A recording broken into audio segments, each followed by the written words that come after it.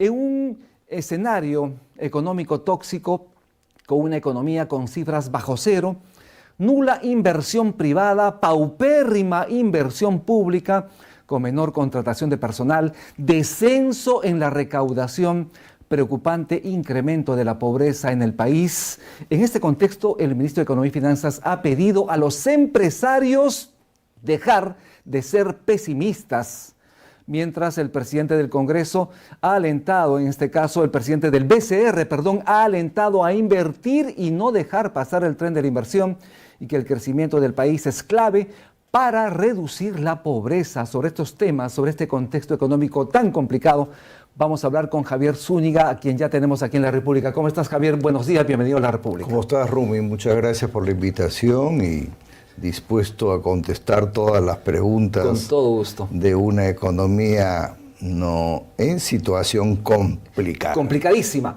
Javier, estas son las cifras son contundentes. Quitando el año de la pandemia, el Perú registra ya una recesión la más prolongada en 30 años. ¿Qué comentario tienes inicialmente sobre ello? Bueno, es una recesión que se debe a varios factores: manifestaciones políticas, fenómeno del Niño, ciclón Yaku, los conflictos Rusia-Ucrania, conflictos Palestina-Israel, etcétera, etcétera. Pero yo creo que pudimos haber previsto, para eso los economistas tenemos esa cualidad de prever lo que va a pasar, y creo que pudimos dar un conjunto de medidas en el mes de abril y no en noviembre del presente año. Lo primero era reconocer que estábamos en recesión, y el ministro no lo reconoció. Por el contrario, decía, oye, están equivocados los economistas. Tú mismo señalabas que ya estamos en una difícil situación económica, recuerdo. Sí, lo que pasa es de que con fenómeno del Niño, con ciclón Yaku, con manifestaciones, era obvio que íbamos a tener resultados negativos. Él no quería sostener que existía una recesión porque decía que el empleo no se había movido, porque la demanda tampoco se había movido lo suficiente, pero de acuerdo a lo que dice la teoría económica, 2 trimestres consecutivos negativos no son recesión. Y aquí no son 2, son 3. Exactamente. Y sobre el tema justamente vamos a ver este primer cuadro en pantalla. Así lo ha señalado el INAI el pasado 15 de este mes. Septiembre, menos 1,29%. Obviamente tenemos 3 trimestres con cifras negativas. Enero, menos 0,87%. Febrero, menos 0,58%. Marzo y abril, ligeramente por encima de 0%. Mayo, junio, julio, agosto, septiembre, cifras negativas. ¿Te recuerda de alguna manera haber pasado por una situación similar, de una prolongada recesión en la historia económica que tú tienes, Javier? Bueno, me recuerda del 1990, que era en 1990 cuando el presidente García salía de un irregular gobierno, por no decir malo, y le entrega el gobierno al presidente Fujimori, y los resultados son similares. Aquí puedes observar 9 meses, de los cuales 7 son negativos, y creería yo que el nivel de crecimiento, a pesar de las medidas emitidas, va a ser pues positivo 0.1 o 0.2. Que no es nada para lo que se requiere, ¿no? Nada. El año pasado fue 2.7 positivo y decíamos que era bajísimo. Y además se le machacó al gobierno de Castillo en ese momento. Sí, y el gobierno de Castillo terminó con un resultado positivo, y ahora ya no está Castillo, porque el 7 de diciembre del año pasado se fue, y tenemos un gobierno que ha tenido en los ojos el proceso recesivo y no ha hecho absolutamente nada. Javier, te van a llamar caviar. Te van a decir que eres caviar. Estás de alguna manera golpeando al gobierno al decir que no han hecho nada. Bueno, la verdad es que no lo soy, y lo único que estoy haciendo como tú es viendo los resultados. Las cifras y frías. Las cifras son negativas. Yo no he ayudado en que las cifras sean negativas.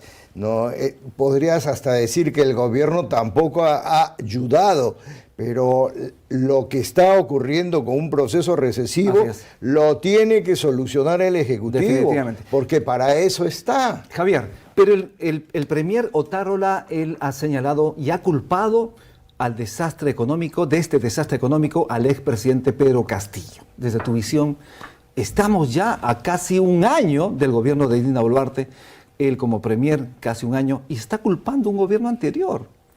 Como te mencioné, Rumi, hace un momento, razones hay razones de corte externo y de corte interno, pero yo creo que hemos podido perfectamente prever lo que iba a ocurrir. Mira, te comentaba hace un momento que en el evento de Expopyme de la Cámara de Comercio, a gritos, el micro y pequeño empresario pedía que continuara el Reactiva, a gritos. Oye, pero a propósito de Reactiva Perú, la presidenta Dina Boluarte el pasado 28 de julio en el Congreso habló del tema, Reactiva 3, y no hay absolutamente nada. Ahora, los microempresarios hablan de Reactiva con acompañamiento, tampoco hablan de perro muerto. Claro que sí. Empezó, ¿te acuerdas?, con una tasa de 1.7 Así es. y los microempresarios hablan de una tasa de 4 o 5%. No están diciendo regálamelo, sino están diciendo que el banco los acompañe, exacto, pero que siga el Reactiva. Importante. Porque como tú bien sabes, el Reactiva no fue para el micro y pequeño empresario, fue para los grandes. Sí fue para los grandes. Los supermercados y las farmacias que no pararon recibieron Reactiva. Así es. Yo pedí Reactiva, Rumi. ¿Con tu empresa? Sí, con mi empresa. ¿Pagaste? No me dieron. ¿No te dieron? Y el banco, ¿sabes qué argumentó? Es un banco mediano y me dijo, es mucho papeleo. Y tengo amigos medianos y grandes en donde le desembolsaron el Reactiva sin ningún papel. Imagínate. Vamos a ver cómo en este cuadro, cómo es el desenvolvimiento de los diferentes sectores. Lo vamos a ver rapidito en pantalla. Estamos viendo ahí que, por ejemplo, manufactura, el sector agropecuario, construcción, entre otros más que son claves para la recuperación de la economía, tienen cifras negativas. Con esto se deteriora aún más la posibilidad de contratación de personal, Javier.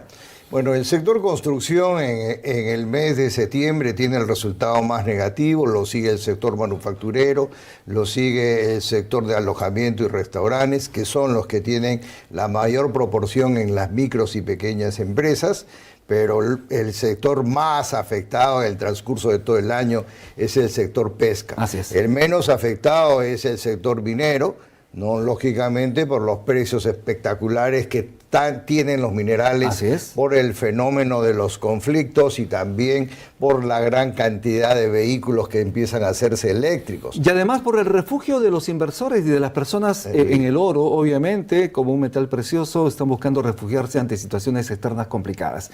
Vamos a escuchar lo que dijo el ministro de Economía. Él habla que hay pesimismo en los agentes económicos y ayer llamó a los empresarios a dejar de lado el pesimismo absurdo que, dijo él, retrasa al país. Escuchemos. Es imposible avanzar si es que no hay compromiso del sector privado. El compromiso del sector público lo tienen. La evidencia más clara es que han venido 8 ministros y creo que hoy día llega el ministro de Salud también. Y vamos a trabajar de cerca, vamos a coordinar, vamos a seguir reuniéndonos y decirnos las cosas como son, porque, repito, hay más coincidencias que diferencias. Y yo creo que este es el momento. El CADE puede ser el quiebre de la confianza que necesita el país para avanzar. Son 4 años de pesimismo y un país pesimista es un país que no va a avanzar. Casi todos nuestros mensajes han estado orientados a generar un entorno de predictibilidad y claridad para la inversión. Nosotros estamos dispuestos a seguir conversando, a seguir participando en foros, a seguir, digamos, enriqueciendo nuestra agenda con el objetivo de generar mejores condiciones para los inversionistas. Javier, ¿qué te parece lo señalado por el ministro? ¿Crees tú que el gobierno y este Congreso tan deslegitimado generan confianza para que los inversores apuesten con su dinero en el país y pueda revertirse la situación que está hablando el ministro? ¿Tú crees que estamos en el momento propicio para revertir esto?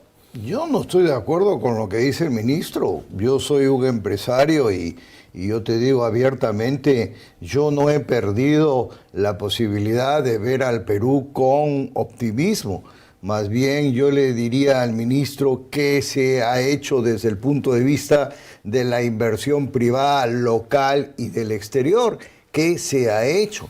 ¿Por qué no se ha presentado un plan del Ejecutivo al Legislativo similar al plan de estabilidad económica que presentó Fujimori en 1990 solo para la inversión, en donde se deducían pasos administrativos, donde se deducían algunos temas de fiscalización, ahí fueron aranceles? ¿Por qué no se plantea algo así? Importante tener un shock de inversiones. Claro, Así y es. de esa manera que el sector empresarial, el legislativo, el ejecutivo, el primer ministro y la presidenta salgan al exterior a hacer roadshow, ¿no? En donde vendan la Plaza Perú solamente en San Francisco, Nueva York, Londres, Madrid y Tokio, nada más. Importantísimo. Nada más, y de esa manera yo digo que con dos inversiones, dos de 10.000 millones de dólares cada una, se soluciona el problema momentáneo de inversión en el Perú.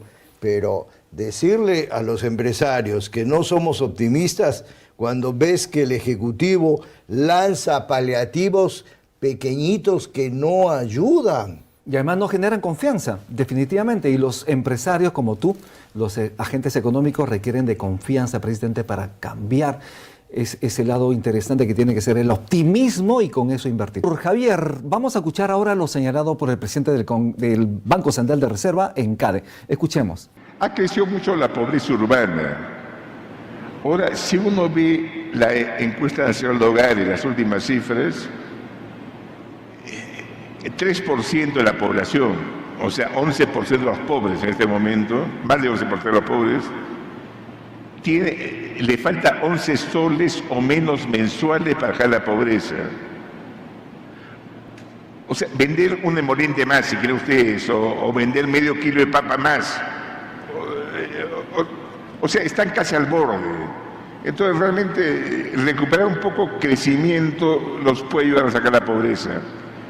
Lo que ha pasado y no hemos sido conscientes es que hemos hecho un confinamiento sin una red de protección social. Las empresas formales se han podido defender, ha habido reactiva, han podido mantenerse. Las informales se han comido su cantidad de trabajo, han despedido personal. O sea, si quieren ustedes, el mundo informal se contrajo. Javier, el presidente del Banco Central de Reserva dice que es necesario el crecimiento para que el Perú salga de la pobreza. ¿Qué opinas tú? Bueno, la teoría... Es evidente, ¿no? Es evidente. La teoría económica dice 2 puntos de crecimiento es 1 punto de disminución de pobreza. Claro que sí. Acuérdate, en el gobierno del presidente Toledo llegamos a un nivel de pobreza de 20 puntos, lo cual era maravilloso y fabuloso. Así es. Con el tema del COVID 2020 llegamos a 27.5 y hoy día dicen que vamos camino a un nivel de 30%. Peligrosísimo. Sobre esto vamos a ver este cuadro precisamente para confirmar lo que tú señalas, el cuadro de pobreza. Los indicadores de pobreza bajo influencia de una economía que se desacelera. Ya estamos en recesión, obviamente. 27,5% el año 2022. Este año podríamos estar bordeando el 30,5%, rango de pobreza que cerraríamos este año y obviamente se podría mantener en el futuro. ¿Pero qué hacer para salir de esta situación? Para mí es bien sencillo. Es plantearle al legislativo un conjunto de medidas que permitan la estabilidad económica en la inversión local y extranjera, salir al exterior y vender el Perú. Aunque parezca increíble, el Instituto Fraser en el 2021 estábamos en el puesto 62, de ahí pasamos al puesto 82 y hemos bajado al puesto número 34. Mejor que Chile.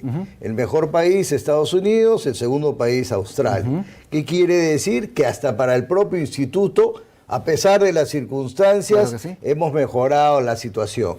Hay que vender la Plaza Perú, pero ofreciendo un conjunto de medidas de flexibilidad y de estabilidad Que es importante. que es fundamental. Pero ¿crees tú en el contexto donde la presidenta Dina Boluarte viaja al exterior?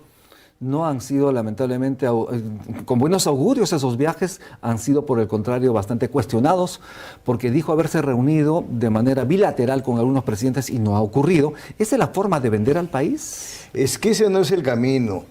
El camino de un roadshow, que no es otra cosa que es mostrar una ruta, es un camino programático, en donde debes de juntar a través hasta de un banco organizador. Ya no lo hagas con un banco organizador, que lo haga una embajada del Perú en Nueva York, juntes a 10, 15, 20, 30, 50 empresarios, donde esté la presidenta, donde esté el primer ministro, donde esté el presidente del Banco Central, la presidenta de la Bolsa de Valores, los empresarios más destacados del Perú, algunos congresistas, y de esa manera puedes vender, ¿no?, la Plaza Perú. Importante. Vendiendo la Plaza Perú, te repito, van a empezar a caer todas las inversiones. Este es un país rico, riquísimo, tiene cualquier cantidad de cobre, cualquier cantidad de minerales, y tienen que venderse en condiciones reglamentarias, no de regalo, no venir a explotar, no, y tratar mal al vecino, sino todo lo contrario, y cumpliendo con todas las reglas ambientales existentes. Y laborales, obviamente, porque hay que respetar al ser humano. En un contexto donde al Perú nos ven como un país donde no se respetan los derechos humanos, hemos visto lo sucedido con los peruanos durante las protestas, 49 peruanos que han sido ejecutados extrajudicialmente, por un lado. Por otro lado, el Congreso que está desinstitucionalizando el país. Sabes tú que quieren tumbarse a la Junta Nacional de Justicia, ya sabemos qué se ha hecho con la reforma en la educación, por ejemplo, y otras cosas más. Ahora está apuntándose a una bicameralidad. Nos ven desde afuera muy mal.